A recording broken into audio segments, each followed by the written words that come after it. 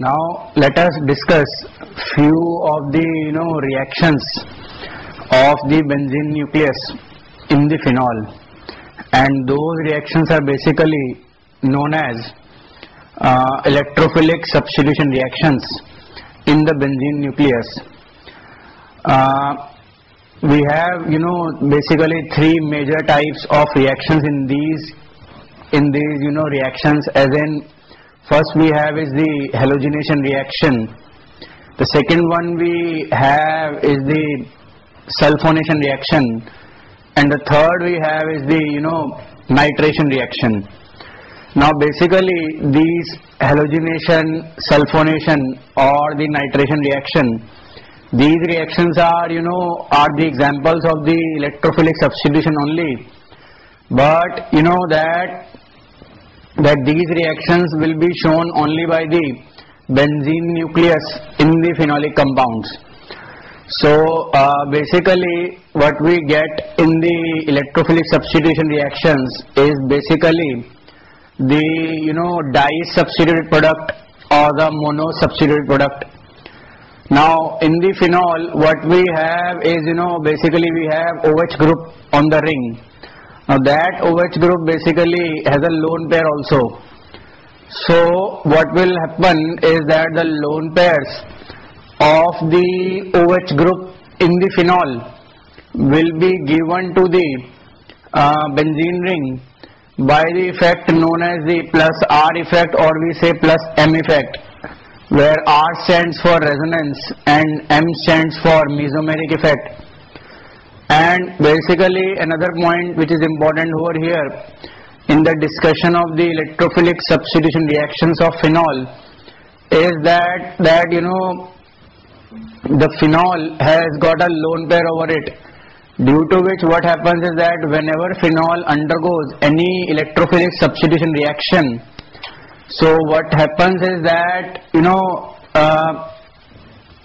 the lone pairs of the OH group are denoted to the ring, and due to which what happens is that the ring gets highly activated, and because of the highly activation, or because of you can say high activation of the ring, or you can say because of the high electron density on the ring, what happens is that we many a times get di-substituted or a tri-substituted product.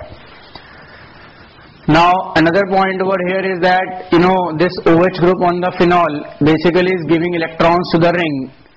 So if you draw the resonating structures of the phenol, what you will observe is that the negative charge is there at the ortho as well as on the para position, and because of this you have the reasons to say that the electrophilic substitution reaction in the phenol will take place at ortho and para position. Therefore what we get as a product in the electrophilic substitution reactions of the phenol is basically the ortho substituted product and the para substituted product.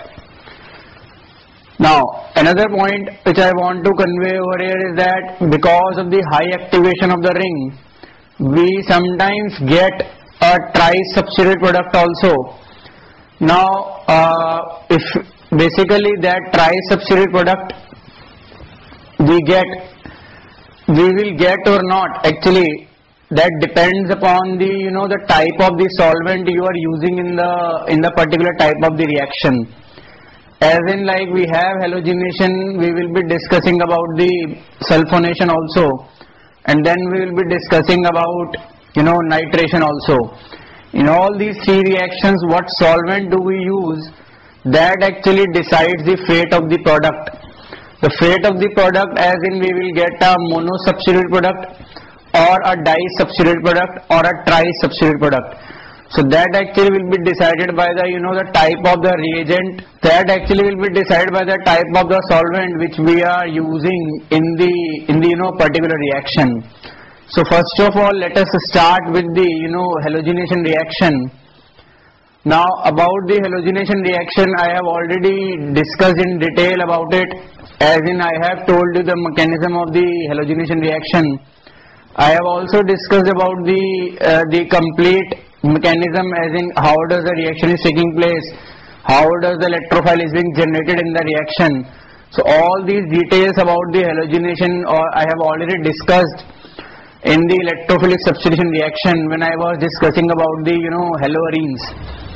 So here what we will be doing is that we will be taking the phenol, we will be taking the reagent, will not go into much of the detail of the mechanism because that mechanism you already know about it. So therefore now if you see halogenation, now first of all we will be discussing about the halogenation only. In the halogenation what we do is we take phenol as a as a reactant, and what you do is you add a reagent of the halogenation. Now in this again I told you that the type of the solvent will actually decide the fate of the product. So for that matter, suppose we take, let us say, aqueous bromine water. Now in the halogenation what I am doing is that I am taking an example of you can say bromination.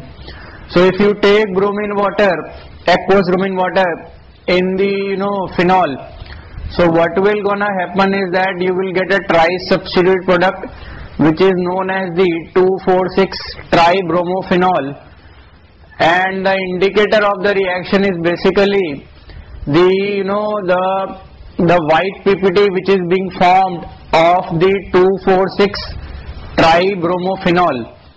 Now in this what we have done is that we have taken aqueous medium as the solvent.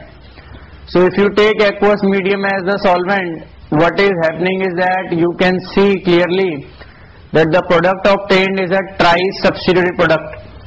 So therefore what you can make out from this reaction